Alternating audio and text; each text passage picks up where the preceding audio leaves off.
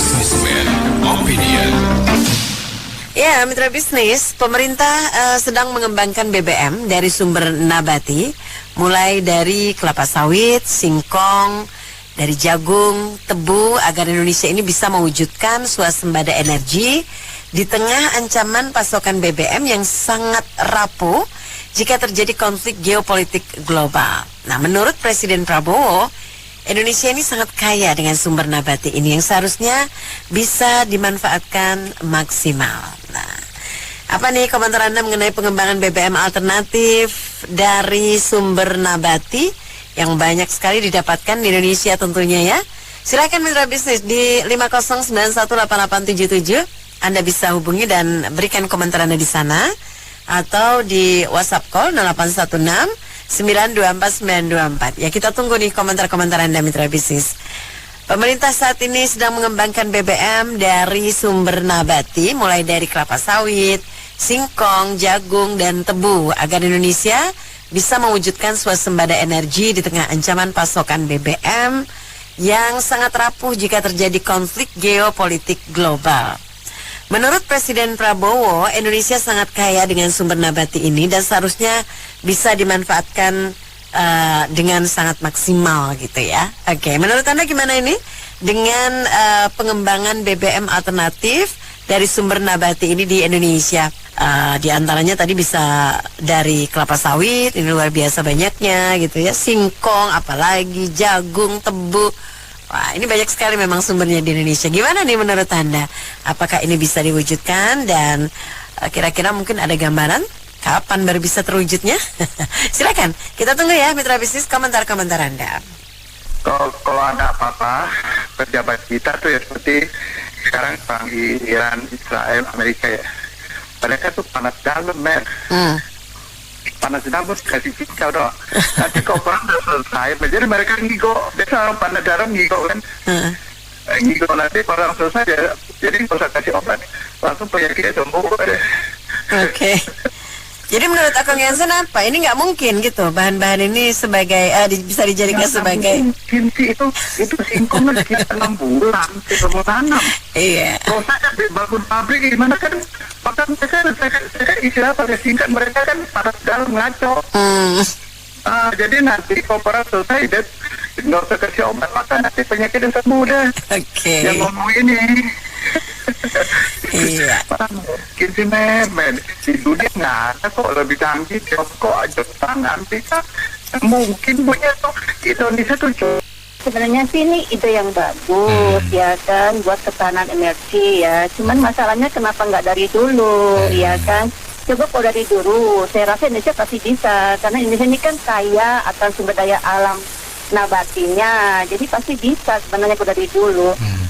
Ya yang penting ya ada kemauan politik yang kuat ya, mau kerja keras dari elit pemerintahnya ya kan gitu.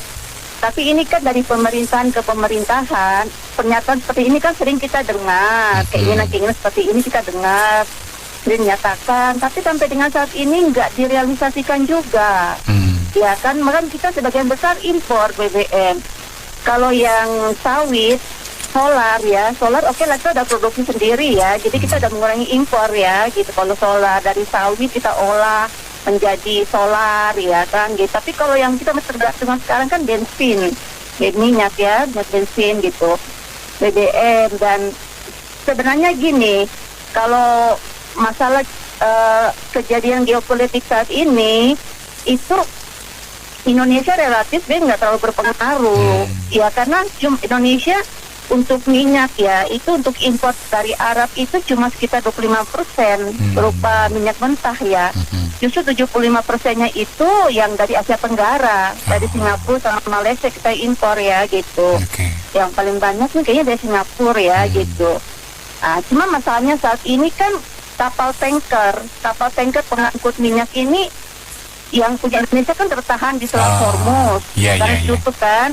Masalahnya Singapura sama Malaysia juga tertahan juga sama, karena 50% lebih Singapura juga impornya itu juga dari negara Timur Tengah, iya kan, dia sama-sama tertahan gitu. Gitu. Jadi inilah oke lah. Ini kan untuk yang kayak Pak Prabowo bilang untuk ketahanan energi kita olah gitu, itu kan mitigasi jangka panjang. Iya kan, mitigasi jangka panjang. Sedangkan keadaan yang nggak normal seperti saat ini, kita butuh mitigasi jangka pendek dan menengah. Iya kan. Kalau ini sekarang ini storage kita kan cuma mampu menampung cadangan minyak sampai dengan 20 hari. Tapi bukan berarti setelah 20 hari itu habis, kita nggak ada. Jadi gini, pemerintah Indonesia kan asumsinya gini, selama ini ya, kita bisa beli, kita punya uang, kita bisa beli, kita punya uang, kita bisa beli. Tapi kita nggak punya ibaratnya tabungan, kita nggak punya namanya tabungan darurat. Sementara negara lain itu mereka punya. Misalkan Jepang ya, di Jepang itu untuk dia kan punya daya tampungnya itu kan besar ya, Jepangnya 200 ya, China juga 200. Di Jepang misalkan untuk 1 hari cadangan minyak ya itu bisa sekitar 3 triliun. Berarti kalau standar internasional kan 90 hari. Berarti kalau untuk 90 hari itu harus setara dengan 270 triliun. 270 triliun itu adalah uang mengendap. Artinya nggak ada imbal hasil ya, karena itu uang mengendap gitu. Jadi kalau semakin panjang waktunya, semakin besar anggaran yang dibutuhkan. Iya kan gitu. Jadi tapi ini istilahnya ini tabungan darurat gitu. Iya kan. Jadi menurut saya selama ini tuh pemerintah Indonesia itu berat di situnya, biaya tinggi gitu. Oke lah kalau dalam keadaan yang tidak normal kita fine-fine aja. Tapi dalam keadaan tidak normal seperti saat ini kan kita jadi kewalahan. Ya kan, justru itulah kita butuh untuk mitigasi jangka pendek dan menengah. Jadi apa gitu kan? Jadi gini, kalau tunggu Singapura kan lama juga, dia tertahan juga. Kalau Singapura dia kapal tankernya melalui jalur yang lain, itu artinya waktu tempuhnya lebih lama. Jadi lama. Sedangkan Indonesia ini butuh cepat, dalam artian sebelum batas waktu 20 harinya nih. Sebelum batas waktu 20 hari, artinya kalau tanknya ada kosong harus diisi, mulai turun diisi lagi terus gitu. Jadi menjaga stok minyaknya tetap ada gitu loh kan.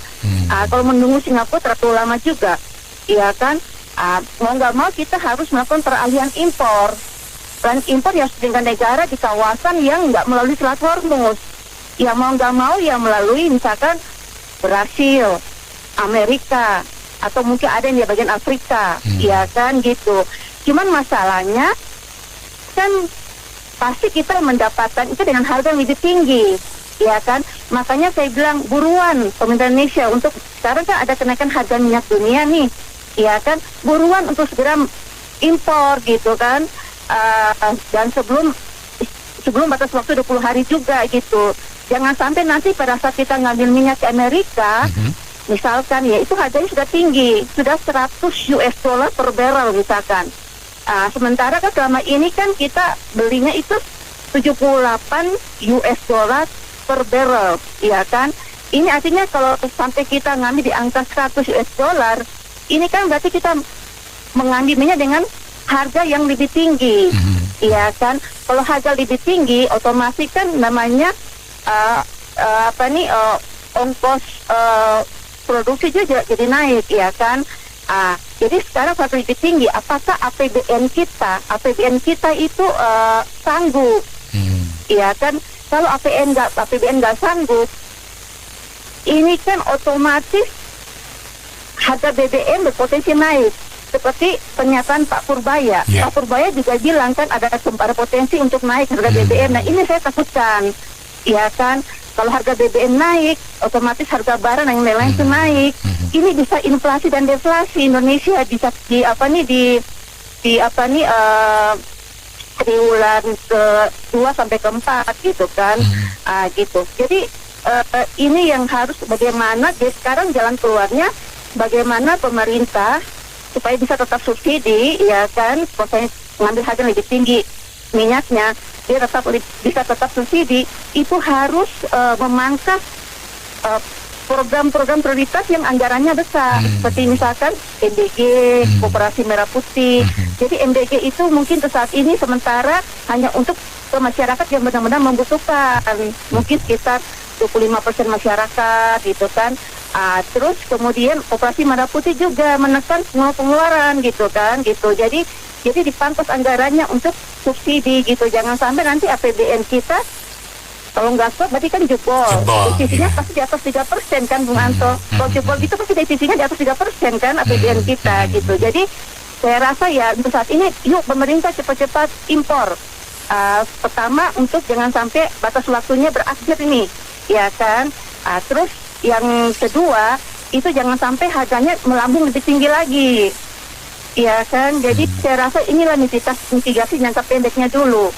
Kalau yang Pak Prabowo itu kan jangka panjang ya, untuk jangka panjang. Karena kan untuk mengolah singkong, tebu, jagung dan lain-lain itu menjadi bensin itu kan juga nggak mudah ya. Dia butuh waktu, butuh anggaran besar juga, ya kan. Mungkin akan mendatangkan investor juga, ya kan, untuk membantu itu kan. Jadi saya rasa itu ya, kayak storage juga gitu ya.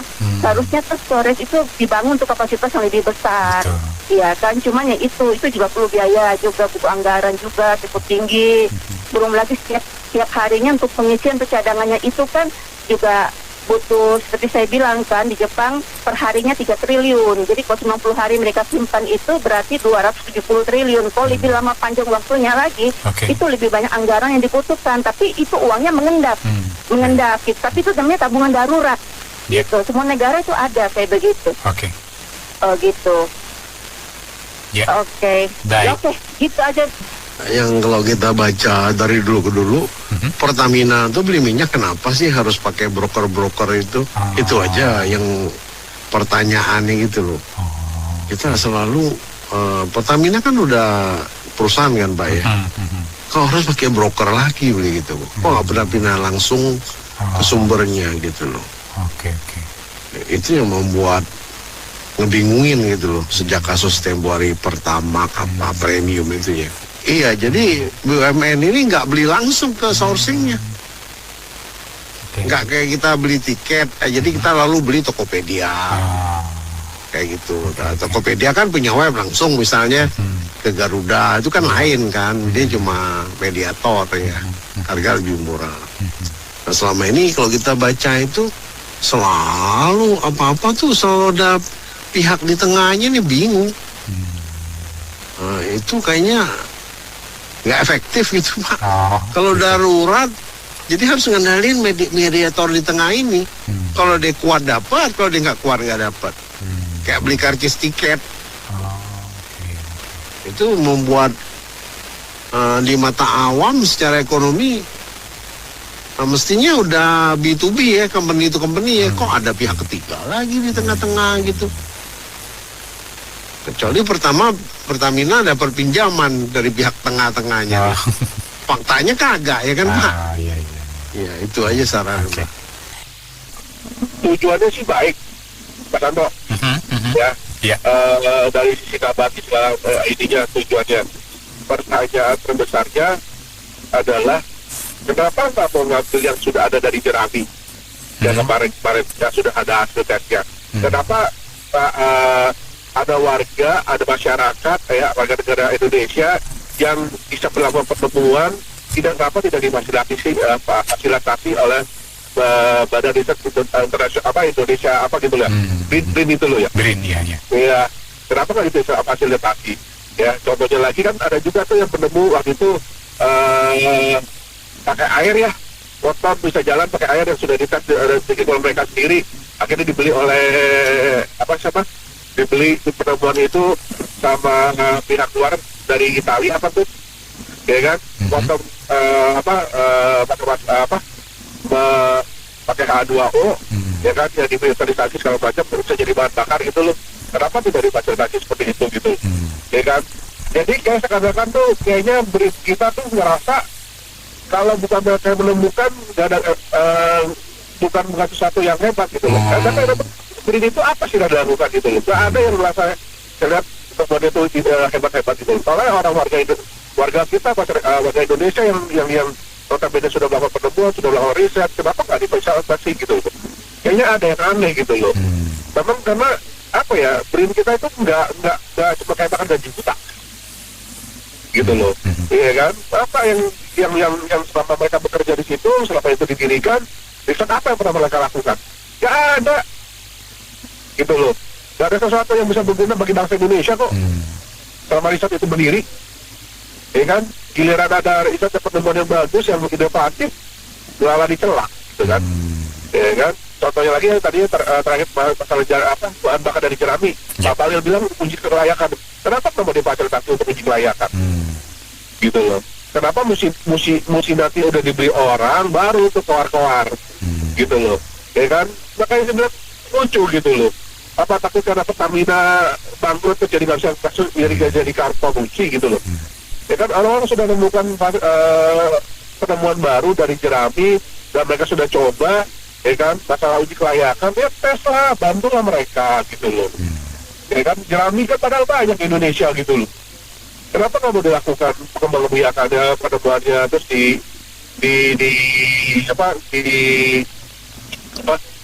dikembangkan lebih luas gitu loh, ya kan? Dan tergantung, padahal itu penemuan bahasanya energi terbarukan gitu kan? Kenapa nggak mau dilakukan gitu loh? Ya agak aneh sih, karena kalau saya sumbernya adalah gini loh, kalau itu dilakukan dan menjadi berhasil, ya kan? Seakan-akan mereka yang akan bekerja di bidang Pertamina, yang berhubungan dengan masalah sumber daya segala macam, itu akan tutup gitu loh. Ya kan, akhirnya akan terjadi apa? Kita pengangguran, bahasa nggak bisa lagi korupsi gitu loh kan. Sayang gitu loh, barangkali mereka berpikiran seperti itu, cetek pikirannya gitu loh. Jadi ketika ada penemuan baru, bukannya turut membuktikan kebenarannya, malah memandang sebelah mata dan dicuekin gitu ya. Iya. Ya kan, padahal kan orang-orang di sekitar yang masalah itu kan sudah melakukan bahasanya, sudah dites di mobil, di motor, ya kan. Ya padahal secara ini yang jerami itu asalnya dari Pak Bobi ya kalau salah ya. Nah itu jerami hasilnya sudah seribu otaknya malah lebih tinggi dari punya Pertamina gitu loh. Nah sedangkan kita yang pakai BBM pakai apa tuh yang bapaknya pakai biofuel bio segala macam, yang ada mobil karena jadi meskipun dibilang diizinin gitu segala macam, itu udah tahu kok efek-efeknya apa, mobil pada rusak kok, pada gagap gitu loh, ya kan? Mereka aja yang merasa wah ini merasa mereka bilang gak apa-apa masih aman, coba deh mobil sendiri dipakai gitu loh. Orang secara signifikan kok kita pakai punya Pertamina 92 ya kan, dan dibandingkan dengan punya sebelum zaman krisisnya kemarin tuh bensin ya, yang Shell sama punya tuh yang AKR Bidu tuh si AKR EPP ya, itu jauh sedikit cuma secara efisiensi jaraknya jauh kok gitu loh, ya kan? Saya bisa buktikan kenapa dengan Pertamina itu 1 liter itu bisa cuma mobil 11.500 ya, itu bisa jarak cuma 10 kilo. Sedangkan dengan 92-nya si BP, AKR atau si Shell, itu malah bisa lebih jauh gitu loh. Bisa 1/13, 1/14 gitu loh. Nah, berarti kan apa? Tingkat pembakarannya bagus, bersih gitu loh. Kenapa orang pada apa begitu gitu loh? Ya, kenapa Pertamina tidak melakukan yang bahasanya efisiensi gitu situ? Ya karena tadi kalau efisiensi dilakukan mereka nggak bisa korupsi. Seperti yang kemarin kan mereka korupsi semua kan. Ya kan? Karena ya itulah Pertamina satu-satunya lahan sumber uang bagi orang tua tidak sedia bisa korupsi. Ya kan, bagi parpol, bagi ya semua kementerian kalau bisa dibilang, aduh tahannya bagi-bagi duit di situ kok kalau bisa dibilang. Ya kan? Makanya saya bilang kasihan bangsa Indonesia ini, kita terutama warga kita yang bahasanya nih ya, kalau mereka benar-benar bisa efisiensi, dia kan bisa lakukan penemuan tadi yang dengan biaya kos yang rendah, nggak ada lagi itu namanya subsidi, saya jamin patralet itu bisa hilang kok. Nah, karena itu tadi nggak mau dihilangin, karena apa? Ya korupsi lagi bentuk-bentuknya Mas Anto. Ya kan, jelas kok kalau memang mereka mencintai negara ini, harusnya yang tadi jerami itu dikelangkul, diajak berdiskusi gimana caranya biar efisien lagi, gimana caranya meningkatkan oktannya pembakaran yang lebih hijau lagi apa segala macam. Tapi tidak kan, Itu sih menurut saya agak aneh sih Mas Hasto. Oke. Ya kan? Ya, ini tuh sebenarnya harusnya dari dulu ya. Maksudnya kan kita punya Tebu dan semuanya segala macam itu kan bukan baru-baru ini. Terus apa ya kayak tadi Pak Petrus bilang ya mungkin ya kalau nggak ada untungnya untuk pejabat kita ya mereka nggak mau tuh keluar uang. Ini kayak makan gratis ini kan sebenarnya itu seperti maksudnya ada gimana ya kalau kita dengar berita-berita ini kan ini tidak murni membantu rakyat gitu. Jadi ada beberapa proyek-proyek di belakangnya yang main sama beberapa orang lain. Jadi apa kalau misalnya kita lihat China gitu ya mereka tuh udah punya udah bahkan saya pernah lihat beritanya itu mereka punya kayak mau bikin seperti tenaga yang kayak dari matahari gitu sebagai sumber energinya mereka. Jadi mereka tuh udah berpikir jauh banget gitu. Sementara negara kita ini sedihnya banyak tikus-tikus yang gigit-gigitin, yang ngambil-ngambilin gitu. Jadi ya kita cuma bisa berharap ya. Memang sebenarnya sumber daya negara kita ini banyak banget. Semoga sih ini bisa membantu pemerintah dan memajukan. Dan sebenarnya penelitian-penelitian ini juga memang bukan baru ya gitu, bahkan banyak anak-anak SMP, anak SMA gitu yang atau dari di kampus-kampus itu banyak tuh penelitian-penelitian untuk soal energi baru ini ya. Ya sayangnya itulah ya kita kalau uang untuk penelitian itu kayaknya seret banget gitu. Ya paling kayaknya itu aja sih Mas Sabto. Ya, Bang Benny udah tahu belum? Ini defisit anggaran kita ini baru 3 bulan udah minus 150 triliun. Iya, betul. Diumumin kemarin sama Kemenkyu, betul.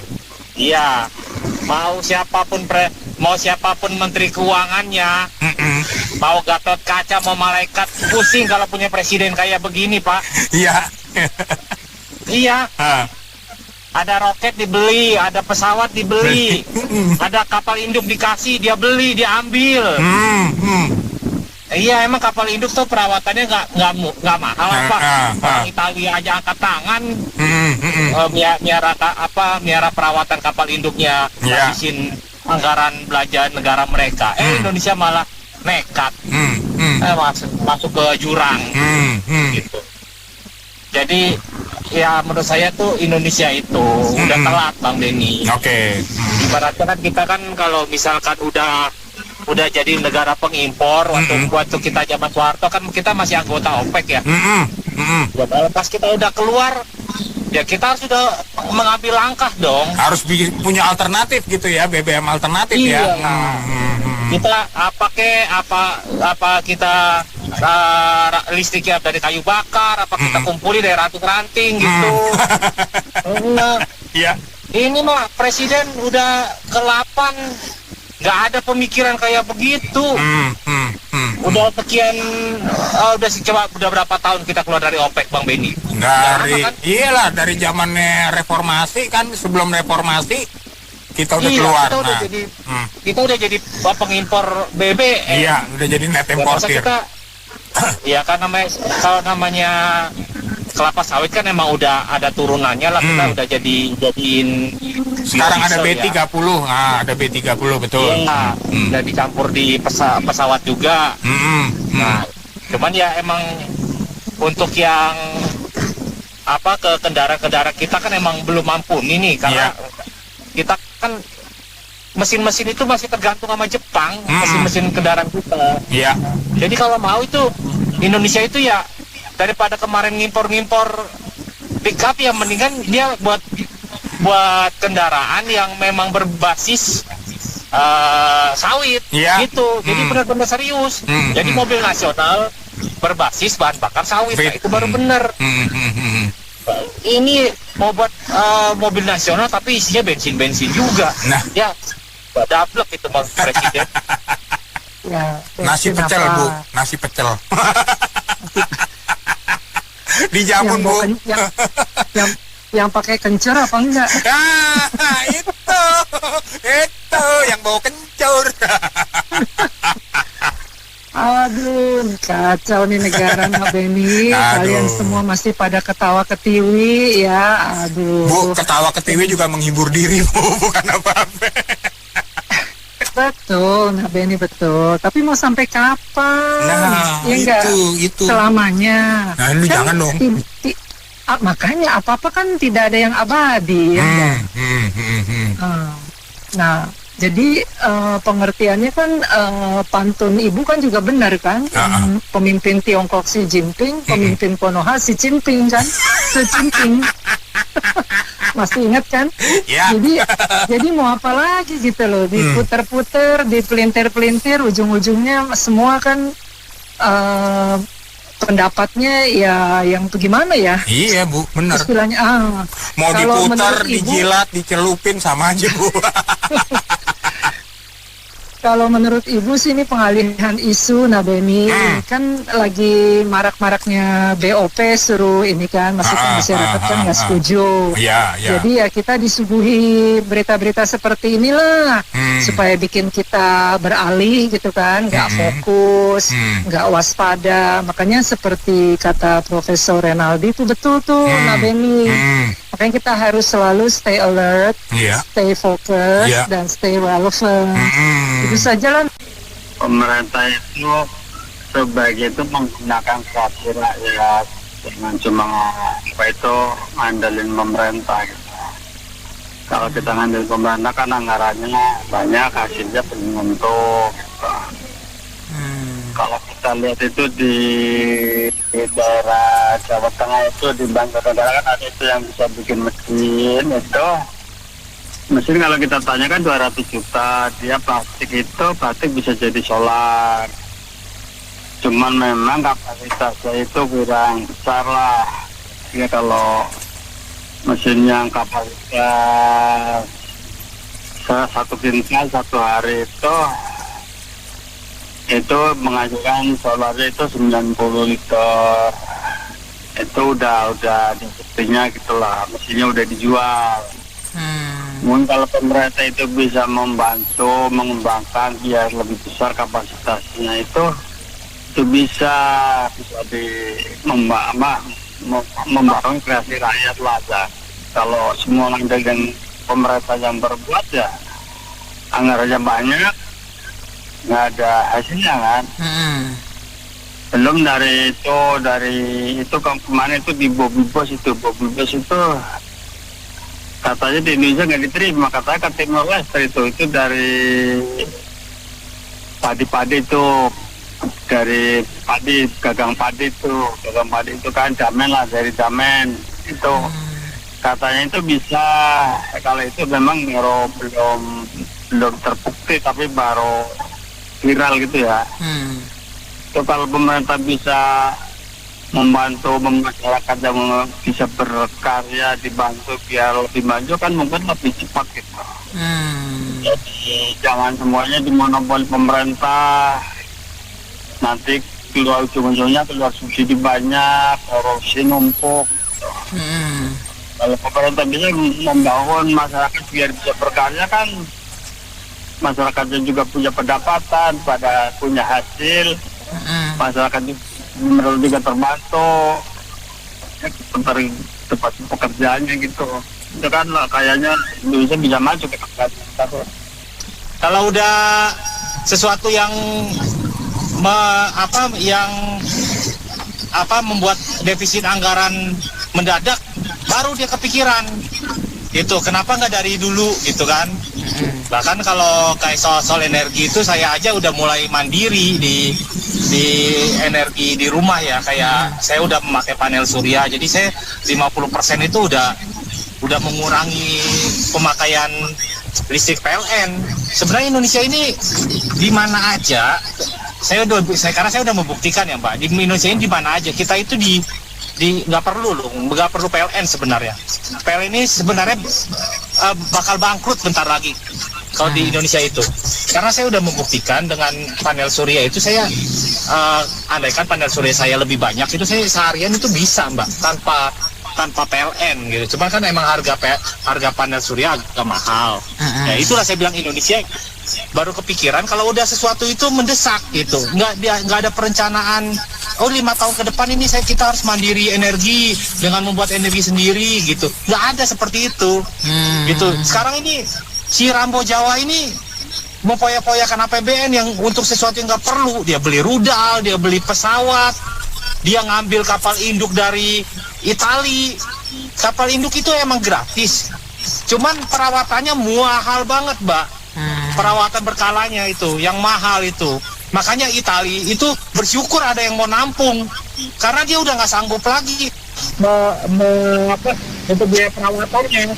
Tuh. Jadi menurut saya itu ya, Indonesia ini kekurangan rencana ke depannya. Ini soal kemandirian energi kita mau seperti apa? Ya kemarin Pak Prabowo bilang mau mencanangkan panel surya, ya itu udah terlambat. Iya, kita untuk membuat produksi panel surya sendiri aja nggak bisa. Saya aja masih beli panel surya itu masih tulisannya made in China semua, kayak gitu. Kita mau mandiri energi, sedangkan kita yang dari hal kecil aja yang kita sumber dayanya tapi tidak terbatas yang matahari aja, kita masih impor panel suryanya, kayak gitu loh. Jadi menurut saya Pak Prabowo itu bagus membuat anggaran perencanaan untuk kita BBM itu dari nabati, cuman harusnya kan jauh-jauh hari. Karena kalau saya jadi presiden, Mbak, ketika Indonesia udah nggak menjadi OPEC, udah nggak menjadi negara OPEC, saya udah mesti membuat minyak nabati sendiri, gitu. Kayak Brasil, gitu. Brasil aja masih negara OPEC, dia udah membuat minyak nabati sendiri dari tebu ya. Nah, Indonesia udah nggak jadi negara OPEC, udah jadi pengimpor murni. Masih kayak begini gitu loh, nggak ada perencanaannya. Yang dibeli rudal, pesawat Sukhoi yang tidak perlu, gitu loh. Apa emang kita mau perang? Kita bersyukur loh tinggal di negara Asia Tenggara loh, Mbak. Iya. Kenapa di negara itu bersyukur? Kita itu negara daerah satu-satunya bebas perang, Mbak. Coba di Eropa saya tanya, Ukraina sama Rusia itu udah bakal merembet ke Eropa Barat itu kalau misalkan sampai melebar. Di Afrika, nah itu juga nggak berkesudahan itu konflik di Afrika itu ya, kayak Nigeria itu kan pembantaian antar etnis gitu kan. Nah, di Timur Tengah, jangan dibilang lagi itu mah, itu perang abadi. Nah, gitu. Jadi kita ini Asia Tenggara itu kawasan paling damai, tapi Pak Prabowo tuh mancing-mancing dengan membeli pesawat Sukhoi, beli rudal, kapal induk. Buat apa coba? Kita mancing-mancing manasin negara tetangga coba. Sekarang gini lah, Mbak. Mbak, sekarang antar tetangga lah, punya tetangga. Tetangga tuh beli mobil baru tuh, mobil listrik. Keren tuh hampir 1 M tuh. Mbak, dongkol nggak? Kan dongkol kan? Iya. Walaupun nggak, ini kan dongkol dong. Iya. Panas kan? Ya udah, besok saya belilah gitu. Kalau ada orang sirik-sirik ya, apa jelek-jelekin apa di hasil korupsi atau apa, kan bisa aja kayak gitu. Jadi kita jangan mancing-mancing negara tetangga lah dengan membeli alutsista yang kayaknya ini membahas ya. Indonesia ini mau apa nih? Ekspansi ke Malaysia, apa ke Brunei, apa ke Papua, apa gimana kan? Apa ke Australia, apa Selandia Baru? Jangan buat kayak begitu lah. Kita ciptakan aja negara kita ini ya dengan matahari, pantai indah, buat dan negara pariwisata. Akses tempat wisata tuh dibagusin. Sekarang yang bisa campat siapa, Mbak, saya tanya? Bukan kita, Mbak. Ekspatriat yang bisa nyewa perahu ke Raja Ampat 3,5 juta. Coba orang Indonesia bisa. Itu bagus daerah-daerah kayak begitu, biar wisatawan lokal juga bisa ke sana gitu loh. Jadi kita udah salah lah milih presiden dari Rambo Jawa ini. Udah benar-benar blunder menurut saya. Nggak bisa habisin PBN buat sesuatu yang nggak penting. Ya, ini gini, Mbak. Sebenarnya nih bagus ya kita memanfaatkan namanya nabati. Karena dulu zamannya SBY itu mau dicanangkan kita tuh ada penanaman jarak. Jadi mau buat minyak dari buah jarak katanya sih. Tapi buktinya juga nggak jadi gitu loh. Kalau yang ini programnya serius, itu juga selesainya nggak mungkin sampai 1-2 tahun lah. Mungkin 5 tahun tuh baru kita rasakan kalau serius itu programnya. Tapi apakah bisa menjangkau dengan keadaannya semakin genting ini ya? Nah, jadi kalau harapan saya, ya mudah-mudahan lah Pak Prabowo itu ada ketegasan gitu loh. Jadi untuk orang-orang yang istilahnya itu yang memang dia itu sudah tahu kiprahnya itu nggak sesuai dengan apa yang mereka yang diangankan sama Pak Prabowo, itu juga harus ada tindakan. Kan ini programnya sangat mendesak, ini kita nggak boleh nyantai-nyantai ini Pak. Itu aja tanggapan saya. Saya kira ide ini bagus ya, dan memang seharusnya sejak awal, apalagi Danantara yang kelebihan dana itu mestinya diarahkan ke industri-industri strategis seperti ini.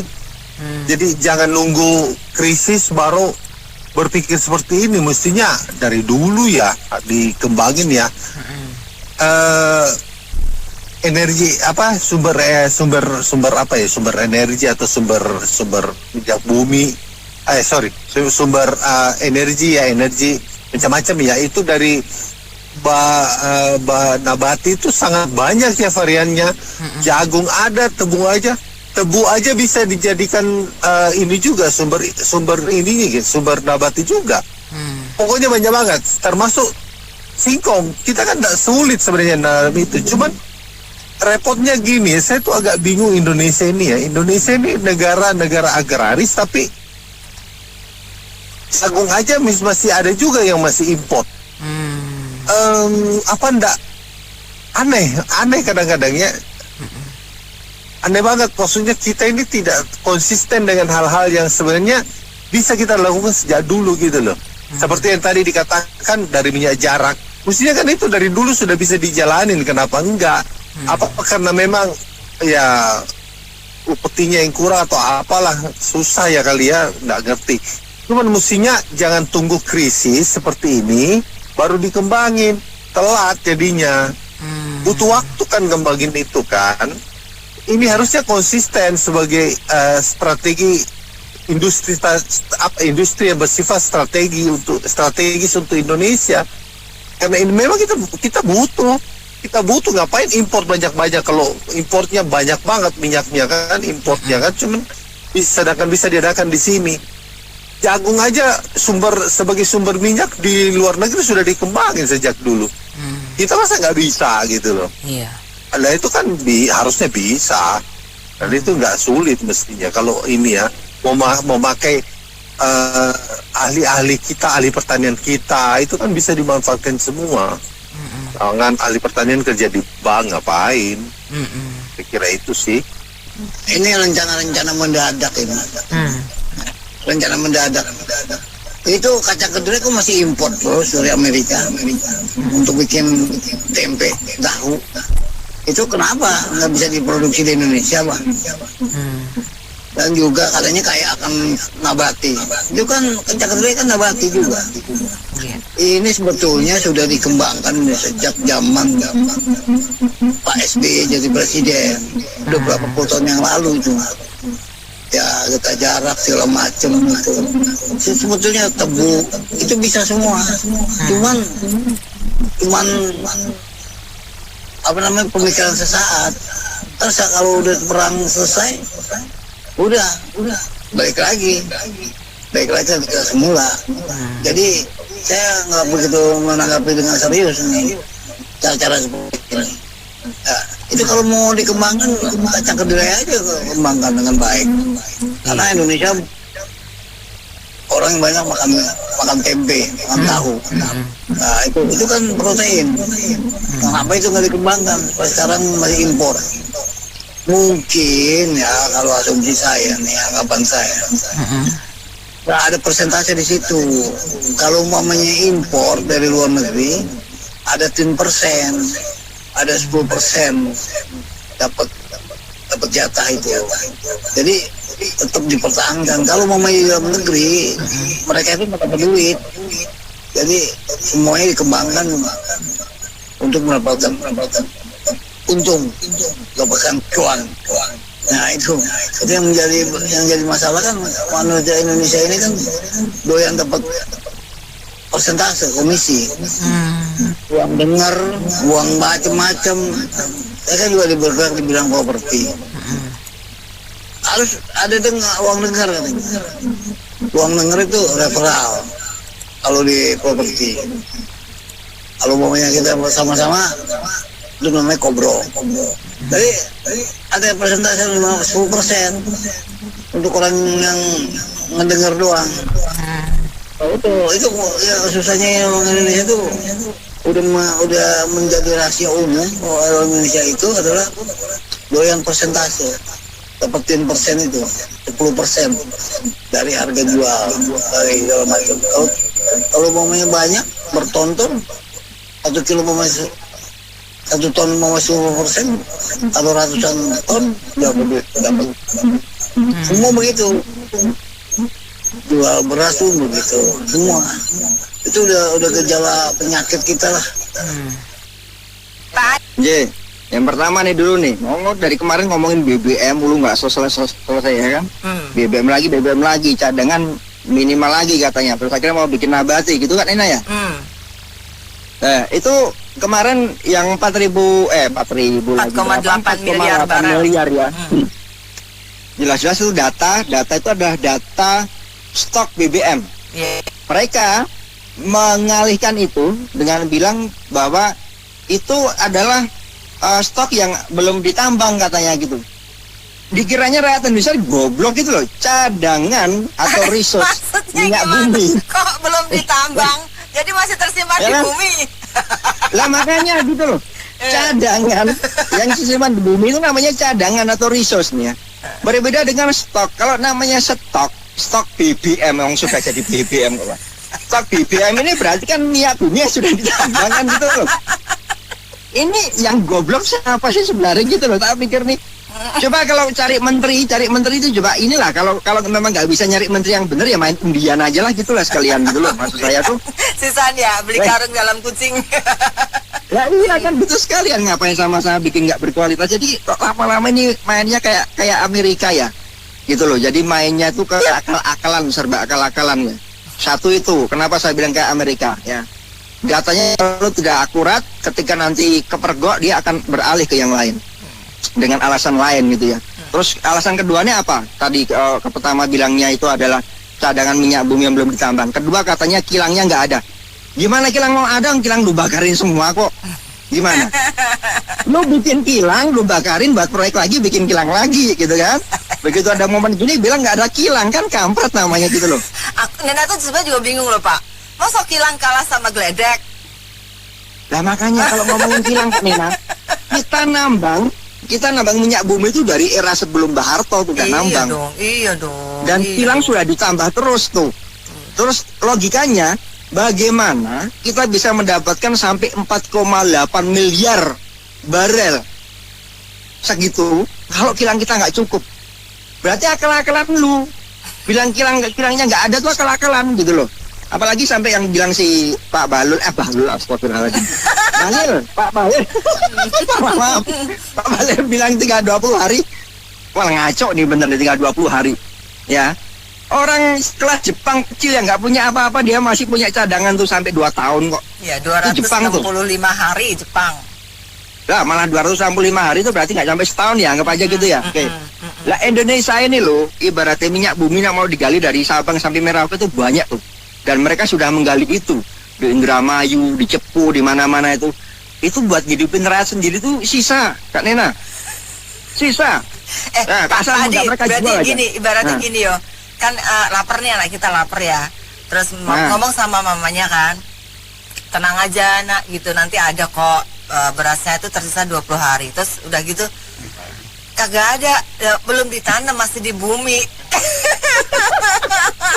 Anaknya suruh lapar nungguin. Ya, makanya kan kurang ajar gitu lah. Itu masalah cadangan kemarin ya. Sekarang masalah bikin nabati. Wah ini kalau seandainya anak kecil tak ibaratnya langsung tak tabokin bener gitu loh. Karena gini, ya, karena gini kenapa saya tabokin ya. Bilang nabati. Sekarang ya. Untuk nabati itu dari zaman era bahela mahasiswa tuh udah pada bikin ya. Betul. Contoh dulu pirolisis tuh di saya lupa mahasiswa Politeknik Negeri Jember itu ya. Itu bikin dari sampah loh. Ya. Jadi nggak usah butuh jagung segala macam kedelai, nanti alasan impor kedelai buat bikin minyak ini lagi. Buat bikin BBM lagi nanti gitu. Itu dari sampah. Sampah kita ini kan Indonesia darurat sampah. Sampai negara Pak Prabowo bikin PSN nih, proyek strategis nasional, salah satunya mengubah sampah jadi listrik. Sekalian aja proyeknya, rubah sampah jadi listrik dan BBM. Gimana caranya? Tuh, Jember itu sudah bikin, ya, analisa bertahun-tahun sudah praktek. Tapi sekali lagi Indonesia selalu mengatakan apa? Ini belum uji kelayakan, dengkulmu belum uji kelayakan. Uang sudah di ini kok masih bilang uji kelayakan. Satu itu, kedua, yang dulu apa Kak, yang air jadi bahan bakar ya? Dimasuk di berita viral apa namanya? Oh, Bagus Setiawan, saya masih ingat ya. Bagus Setiawan UNES Semarang, Universitas Semarang ya, warga Semarang dikasih tahu nih. Bagus Setiawan tuh, air jadi BBM dengan melalui hidrogen tuh. Ya, hidrogen oksigen tuh, sama ingat. Itu alasannya juga belum studi kelayakan, belum uji kelayakan katanya. Lagi, yang lebih parah nih. Dari Serah Kak, ada dari Serah itu mahasiswa teknik Brani Jaya ya. Nah, Udi Brau, itu keren tuh karena saya dengarnya dari Serah yang biasa saya minum, bisa jadi BBM Iya, aku lihat juga, benar-benar. Ya, itu bahan aditif penghemat BBM malahan bisa itu. Dan yang terakhir kemarin yang viral, ini yang paling goblok saya bilang negara ini. Kenapa saya bilang goblok? Bobby Bos yang jelas-jelas sudah bukan cuma bikin, dikasihkan masyarakat suruh make dulu, ya kan? Negara bilang belum uji kelayakan. Ini akal-akalan kok gimana? Anda bukan hanya demi keamanan rakyat atau kepentingan rakyat. Anda memonopoli negara ini dan Anda menghentikan orang hebat di negara ini untuk membantu negara ini.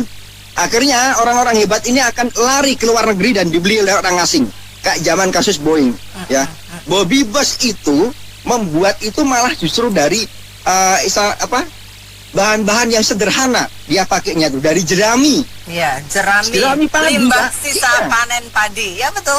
Limbah sisa panen padi ya, itu jadi bahan bakar dan sudah diuji baik mobil diesel ataupun mobil yang BBM premium ya pakainya itu.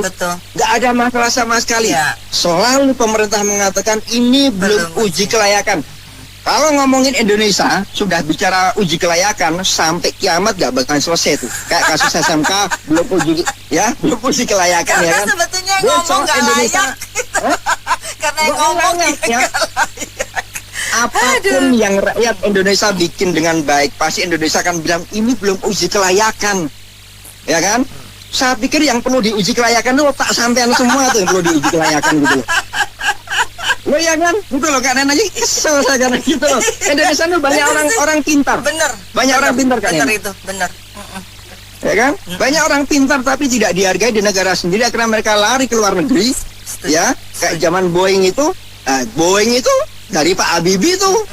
Desainnya dipakai sama mereka, kita beli dari mereka. Kan goblok lu gitu loh. Ya kan? Pak.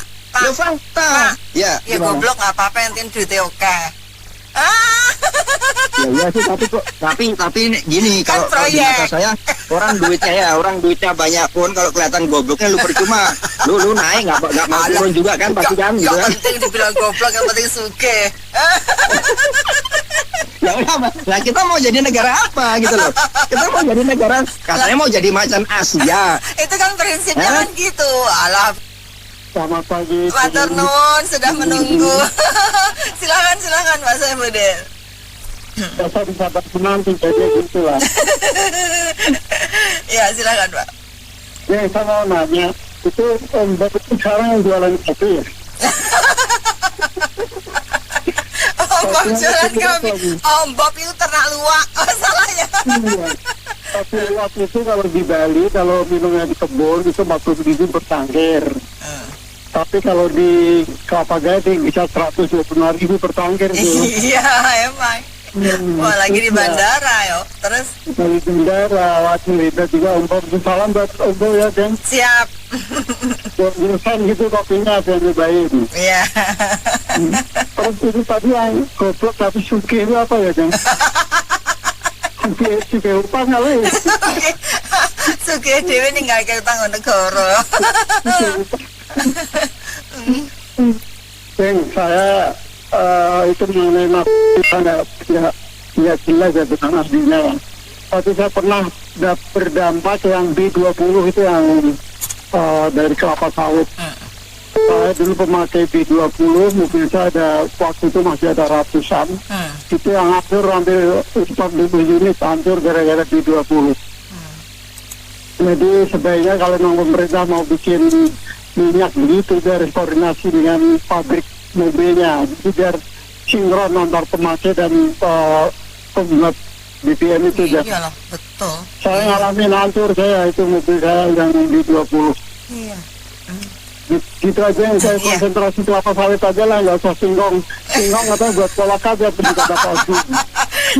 Mantap nuhun sama saya Budi. Kaget Marina. Lemes dia sampai antul lihat. Pak Hendri sampai lemes loh. Bahaya. Marina.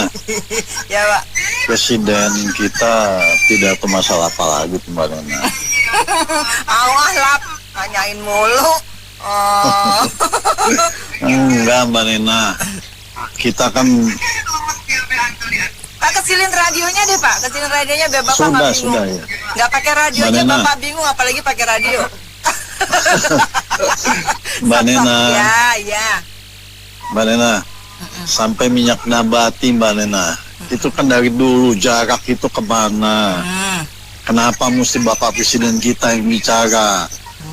Masalah BBM gaduh. Bahkan ini dari menjabat sampai detik ini membuat gaduh saja. Rakyatnya dibuat gaduh, sampai presidennya pusing juga menangani masalah minyak nabati.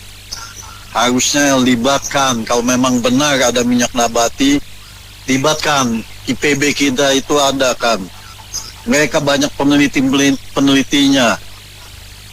Jangan belum apa-apa sudah berbicara minyak nabati. Jarak saja udah daun jarak itu gimana pohon jarak. Sampai detik ini kan tidak ada hasilnya. Iya. Katanya bisa jadi ini itu AO lah, kita nggak tahu lah. Iya. Anggaran sudah banyak, tidak ada laporan. Ya kan? Minyak tanah pun dari fosil hilang begitu saja. Ganti gas. Kemana laporan minyak tanah itu? Nggak ada juga kan? Diaudit tidak.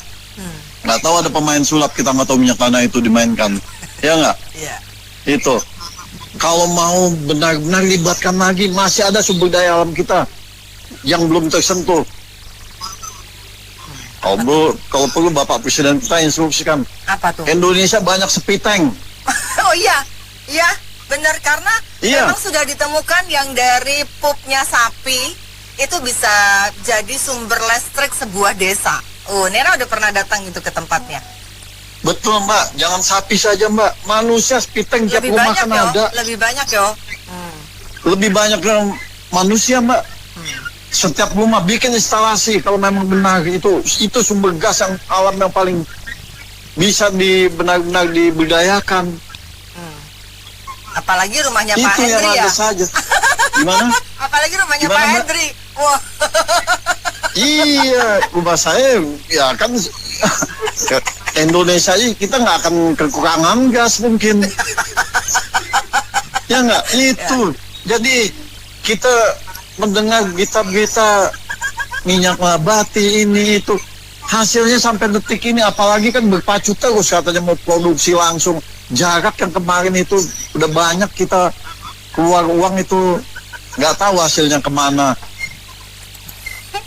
Jadi ya lebih baik rakyat saja tidak panik ya Mbak ya.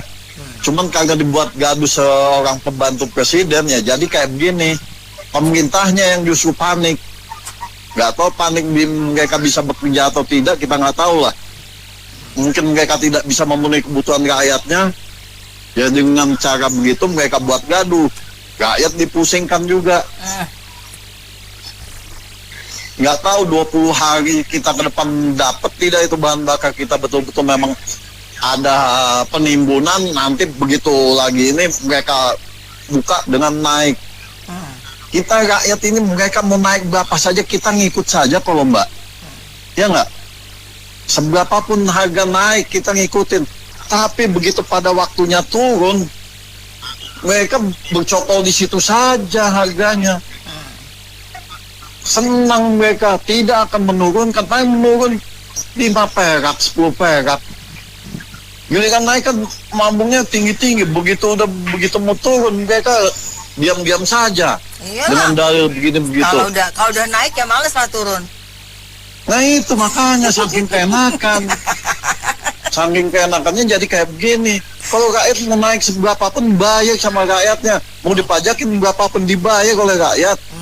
Tapi kok pemerintah harusnya benar-benar mereka itu perhatikan rakyatnya. Mereka digaji untuk rakyat, bukan untuk segelintir manusia. Nanti kalau misalnya naik bahan bakar ini benar-benar, rakyat yang menanggung kan. Gaji mereka tetap utuh. Nah, gimana tuh kalau kayak gitu? Gaji mereka tetap utuh, Mbak. Iya.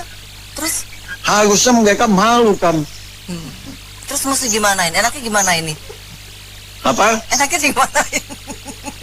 Ya enaknya libatkan kalau memang benar ada minyak nabati bisa menjalankan kendaraan kita, libatkanlah para IPB kita. Siap dong, nggak usah marah-marah ya. Wah serem aku. Jadi pakai melintir kumis. Bahlil ini, Mbak Nena. Ya. Jadi saya Bahlil ini dari mulai menduduki jabatan pembantu presiden sampai detik ini masih nyaman mereka buat gaduh terus, buat rusuh terus rakyatnya. Nggak tahu mau sampai kapan kita ini. Terus enaknya diapain? Enaknya diapain? Apa? Enaknya diapain? Ya nggak bisa enak diapa-apain, kita sebagai rakyat nggak bakal didengar Mbak sama mereka Mbak. Doang di sini lah, cemen kagak berani ya. Kita berapa kali ngomong kan nggak ada keputusan mereka tetap berjalan terus kan. Oh iya benar. Anjing menggonggong kafilah berlalu. Ya udah gulung-gulung. Kita teriak-teriak kayak begini. Itu yang namanya lembaga LIPI, itu lembaga ilmu pengetahuan itu sudah jadi apa sekarang? Apa kabarnya LIPI gitu ya? Iya, apa kabar gitu kan? Ada apa dengan cinta? Terus sekarang ada BRIN toh. Itu kerjanya apa aja? Ada di auditnya, hasil pekerjaannya, bikin jurnal, bikin hasil, jangan cuma hanya satu lagi, Bu. Saya lagi memantau dari jarak jauh, sedang dikembangkan teknologi beras nasi menjadi tenaga manusia, bukan bahan bakar fosil menjadi tenaga kuda. Kalau mobil itu kan kecepatan hitungan tenaga kuda kan, Bu ya. Iya, horsepower. Nah ini nasi, beras sama ini makan siang lagi dikonversi menjadi tenaga manusia, Bu. Jadi nanti kita dorong mobil, dorong motor, dorong sepeda semua. Kuat kalau udah makan. Jadi itulah, Bu. Jadi nasi menjadi teknologi, Bu. Dan yang terakhir, saya dan beberapa teman saya yang ada di Afrika dan di negara mana itu lagi membuat satu, Bu, teknologi terbaru. Apa tuh? Teknologi kendaraan vegetarian, Bu. Jadi semua vegetarian. Terus kedua, ada lagi pengembangan teknologi mesin menggunakan biogas. Jadi semua rumah di manapun tidak boleh ada septic tank, tapi semua setor ke tangki. Gue jadi geli, kagak berani ngomong, soalnya boleh makan sushi kagak. Ini kayaknya yang ngomong AI ya, jadi halusinasi. Gara-gara denger AI, lu jangan dengan AI lu lah ke lapangan. Lagi mana mau turun ke lapangan, lapangannya kagak ada. Sama Iya mungkin gini kali presiden kita kalau kebanyakan naik kuda, jadi habis ini dia memikir rumput, jadi gimana caranya supaya bisa menghasilkan tenaga kuda gitu. Bisa menambah horsepower gitu. Iya, tenaga kuda kan gitu. Nyanyi aja deh Kak, nyanyi gue nggak mau kalah sama Teddy. Yuk. Kalau ada 9 nyawa, taunya sawit aja semuanya, ini dadah isinya sawit semua. Terus alamat apesnya warga 62. Gue kawin mutat, gue juga bisa nyanyi tuh. Bagus. Soalnya gue sempat ada baca itu Kak, lucu juga ini ya di. Yuk kita bareng yuk. Kalau ada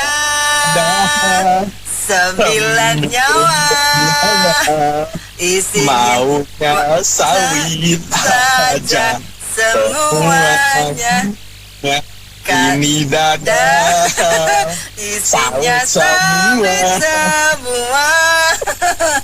Alamak indahnya negeri sawit.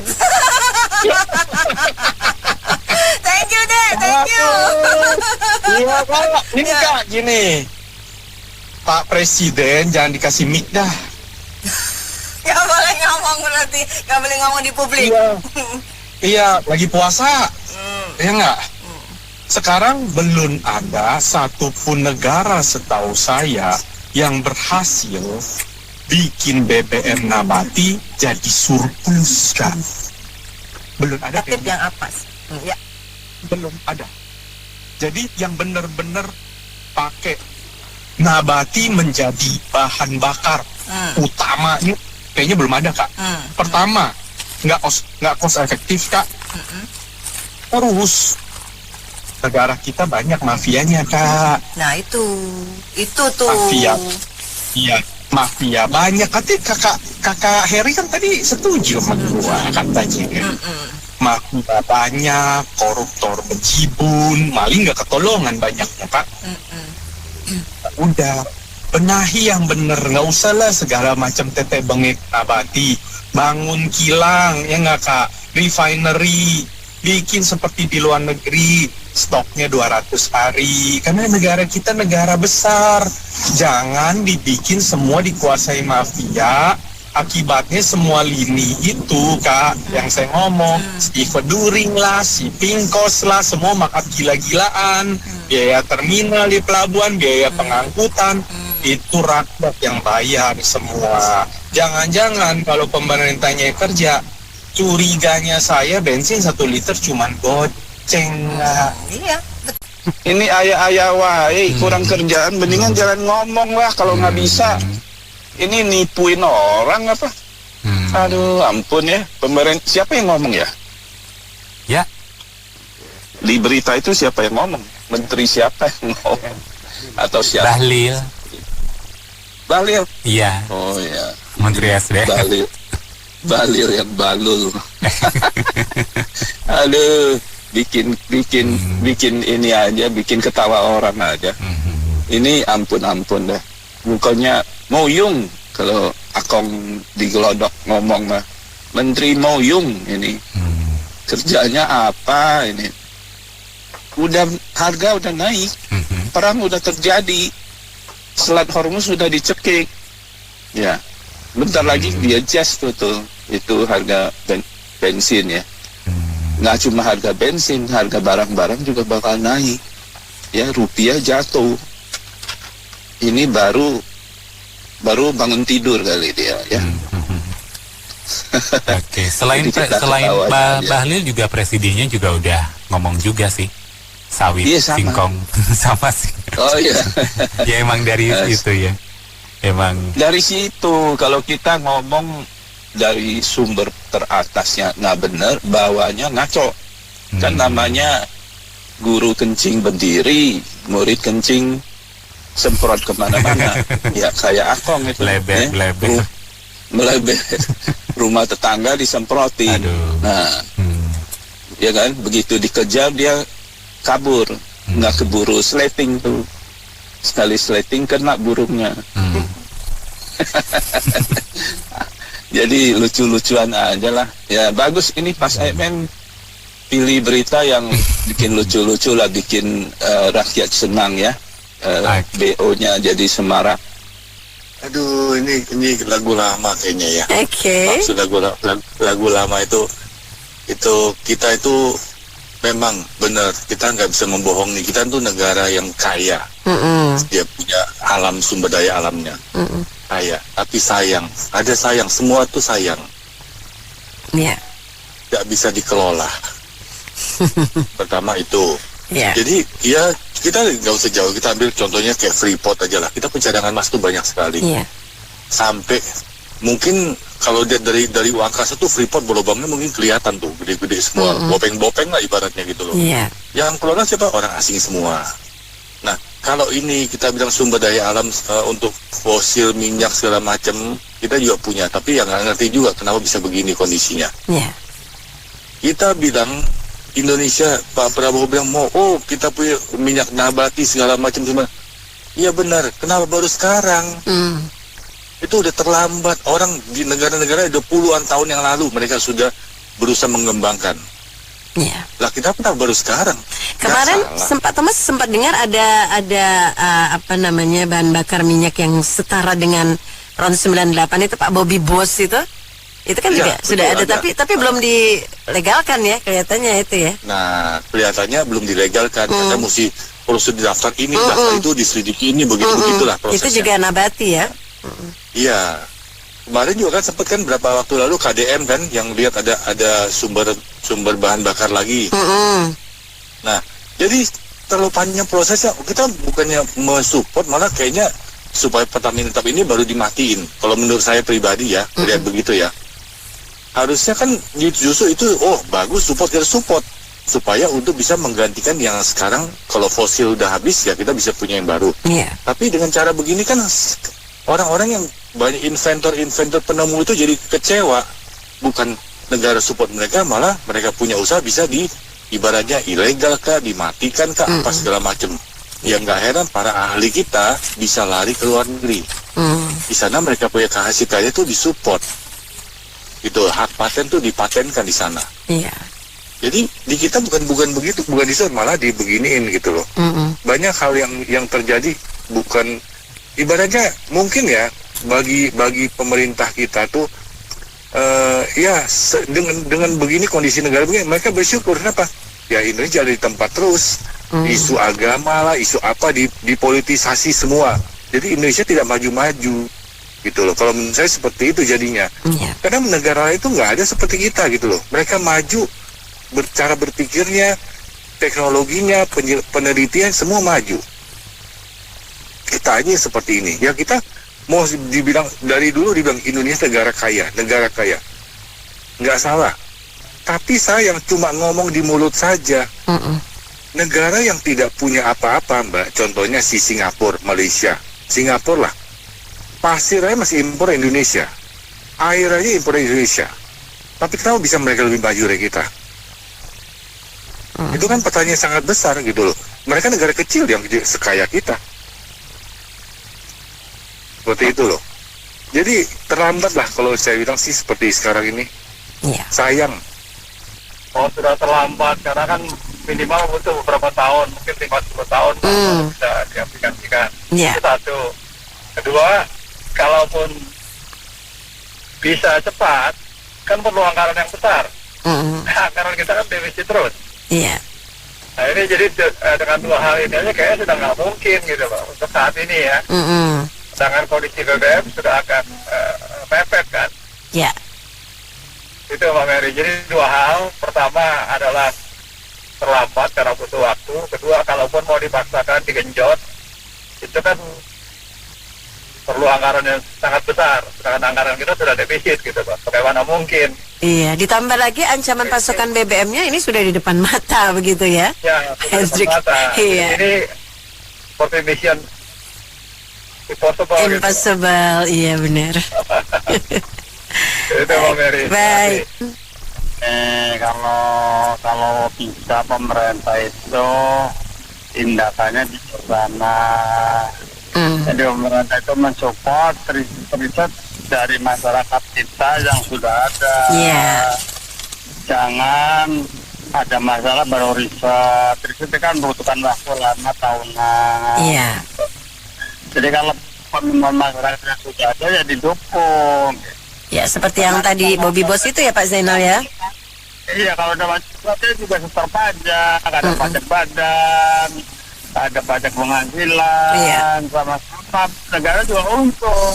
Dan modal untung daripada bikin usaha badan usaha negara, udah modal rugi subsidi, habis itu jong. Itu, makasih. Terima kasih Pak Zainal. Baik, mitra bisnis, kita cukupkan ini komentar Anda kami tampung dalam Businessman Opinion. Terima kasih, Mary Agustin.